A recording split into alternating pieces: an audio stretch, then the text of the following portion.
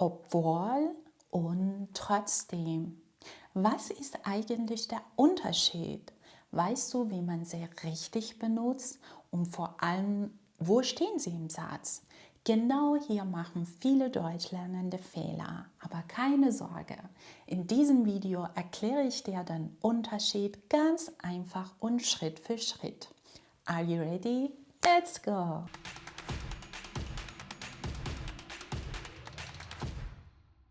Hallo ihr Lieben und herzlich willkommen bei 7 Minuten Deutsch. Ich bin Sarah und heute erkläre ich dir den Unterschied zwischen den beiden Wörtern trotzdem und obwohl.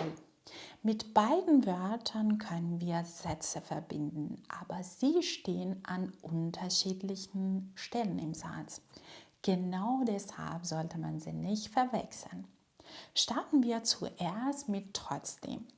Trotzdem ist ein Adverb und wird im Deutschen verwendet, um einen Gegensatz auszudrücken. Trotzdem beschreibt immer eine unerwartete Konsequenz. Was bedeutet das genau? Es gibt zuerst eine Information, bei der man eigentlich etwas anderes erwarten würde. Danach folgt aber ein Ergebnis, das überraschend oder unerwartet ist. Zum Beispiel, es regnet, trotzdem geht er spazieren. Links haben wir die Ausgangslage, das ist die erste Situation. Also das, was am Anfang passiert oder was wir wissen. In unserem Beispiel ist die Ausgangslage, es regnet. Das ist also die normale Situation und wenn es regnet, erwarten wir normalerweise etwas Bestimmtes. Zum Beispiel, man bleibt zu Hause oder man geht nicht spazieren. Aber jetzt kommt trotzdem. Und trotzdem zeigt uns, jetzt passiert nicht das, was wir normalerweise erwarten würden, sondern es kommt eine unerwartete Konsequenz oder ein Gegensatz. Und das ist, trotzdem geht er spazieren. Das bedeutet, der Regen ist also da, aber er hält mich nicht davon ab, spazieren zu gehen. Genau das ist die Idee von trotzdem. Es gibt ein Hindernis oder einen Grund, etwas nicht zu tun, aber die Handlung passiert trotzdem. Noch ein Beispiel. Er lernt jeden Tag Deutsch, trotzdem macht er viele Fehler. Links sehen wir wieder die Ausgangslage. Die Ausgangslage ist, er lernt jeden Tag Deutsch. Das ist die erste Information, die wir bekommen. Und wenn jemand jeden Tag Deutsch lernt, erwarten wir normalerweise ein positives Ergebnis. Zum Beispiel, er macht nur wenige Fehler oder er spricht schon sehr gut Deutsch. Ne? Aber jetzt kommt wieder trotzdem. Und auch hier zeigt uns trotzdem, dass nicht das passiert, was wir eigentlich erwarten würden. Stattdessen kommt wieder eine unerwartete Konsequenz. Und diese Konsequenz ist, trotzdem macht er viele Fehler. Genau das ist die Funktion von trotzdem. Es gibt eine Situation, bei der wir eigentlich ein anderes Ergebnis erwarten würden, aber am Ende passiert etwas anderes. Schauen wir uns jetzt die Grammatik von trotzdem an. Trotzdem ist ein Adverb und steht immer im Hauptsatz. Und was bedeutet das für den Satz? Wenn trotzdem am Anfang des Satzes steht, dann kommt das konjugierte Verb direkt danach. Das Verb steht also auf Position 2. Hier ist einmal die Struktur. Links sehen wir zuerst die Ausgangslage. Das ist der erste Satz, also die Situation, die wir schon kennen. Danach kommt ein zweiter Hauptsatz und dieser zweite Hauptsatz beginnt hier mit trotzdem. Die Struktur ist also trotzdem plus Verb plus Subjekt und danach kommt einfach der Rest des Satzes. Das ist das Muster. Also nochmal, trotzdem leitet kein Nebensatz ein, es bleibt ein Hauptsatz. Und im Hauptsatz steht das konjugierte Verb auf Position 2.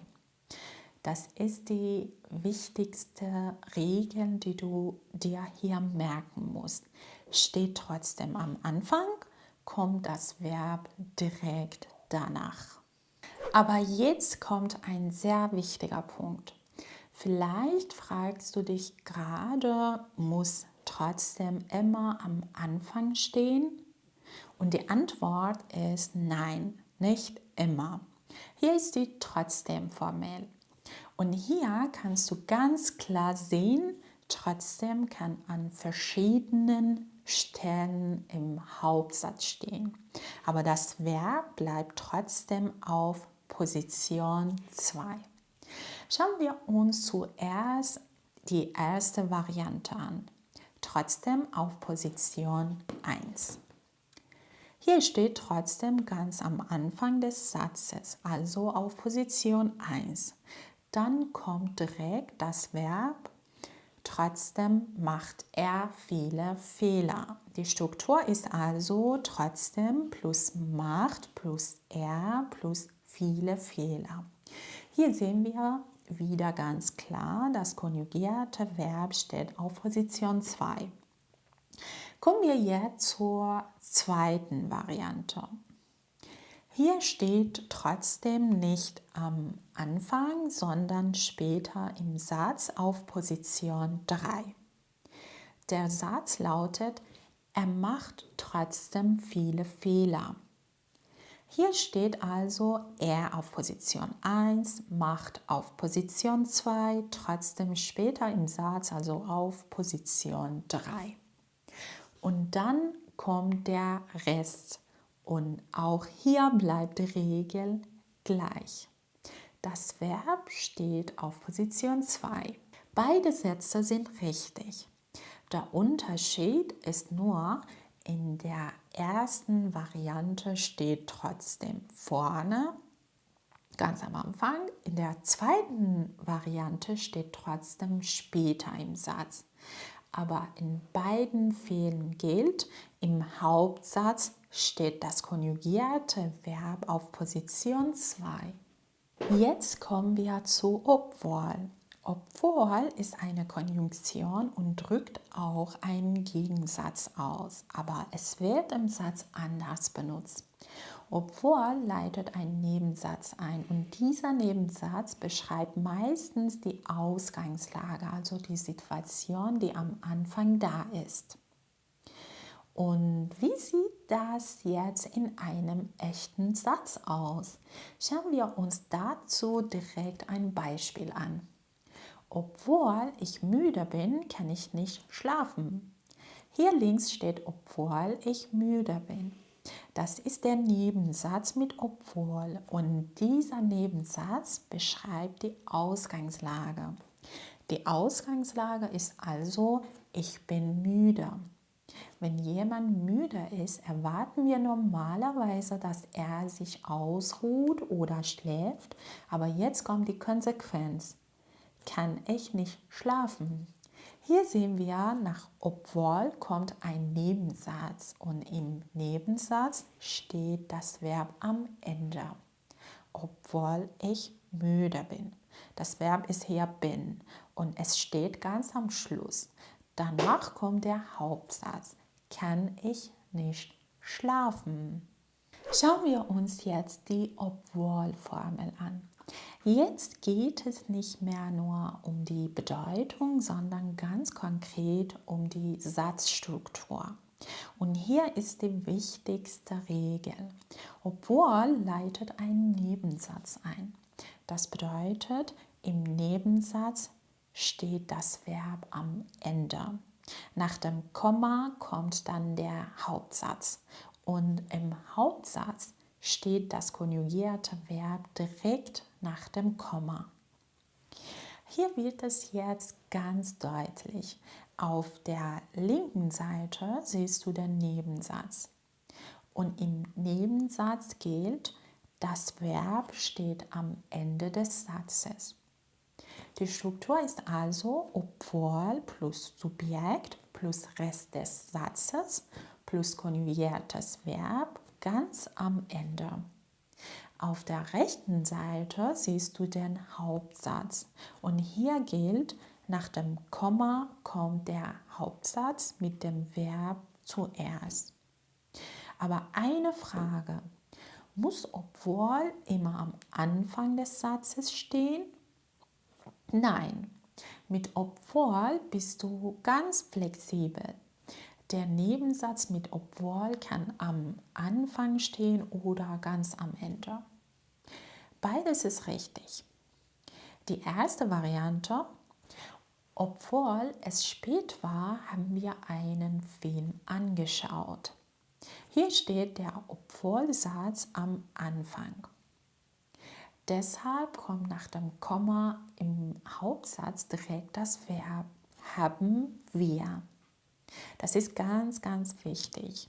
Und jetzt die zweite Variante. Wir haben einen Film angeschaut, obwohl es spät war. Hier steht zuerst der Hauptsatz und danach kommt der Nebensatz mit obwohl. Auch das ist völlig richtig. Und jetzt kommt der wichtigste Punkt. Obwohl und trotzdem sehen zwar grammatisch unterschiedlich aus, aber am Ende drücken beide fast das Gleiche aus. Also zwei Wege, aber ein Ziel. Das heißt, wir können einen Satz mit obwohl oft in einen Satz mit trotzdem verwandeln. Schauen wir uns das einmal an. Obwohl das Wetter schlecht war, sind wir wandern gegangen. Oder das Wetter war schlecht, trotzdem sind wir wandern gegangen. Die Bedeutung ist hier fast gleich. Der Unterschied liegt also nicht so sehr in der Bedeutung, sondern vor allem in der Satzstruktur. Bei obwohl haben wir einen Nebensatz, bei trotzdem haben wir einen Hauptsatz. Ganz ehrlich, genau das ist der Trick. Und genau das musst du dir merken. Das nächste Beispiel. Obwohl ich krank bin, muss ich arbeiten. Und jetzt dieselbe Idee mit trotzdem. Ich bin krank. Trotzdem muss ich arbeiten. Siehst du das? Die Aussage bleibt fast gleich, aber die Struktur verändert sich. Hier ist noch ein Beispiel. Obwohl der Computer alt ist, funktioniert er noch problemlos. Und jetzt mit trotzdem. Der Computer ist alt, trotzdem funktioniert er noch problemlos. Auch hier ist die Bedeutung fast gleich. Und hier noch ein letztes Beispiel. Obwohl ich viele Süßigkeiten esse, nehme ich nicht zu. Oder ich esse viele Süßigkeiten, trotzdem nehme ich nicht zu. Ja, schön wär's, oder? Und auch hier siehst du wieder, die Bedeutung ist fast identisch, nur die Grammatik ist anders. Super, dass du heute dabei warst. Ich hoffe, du kannst obwohl und trotzdem jetzt viel besser unterscheiden. Und natürlich hoffe ich auch, dass dir das Video geholfen hat. Wenn ja, freue ich mich sehr über einen Daumen nach oben und ein Abo. Und dann würde ich sagen, wir sehen uns im nächsten Video. Mach's gut und bis bald. Tschüss.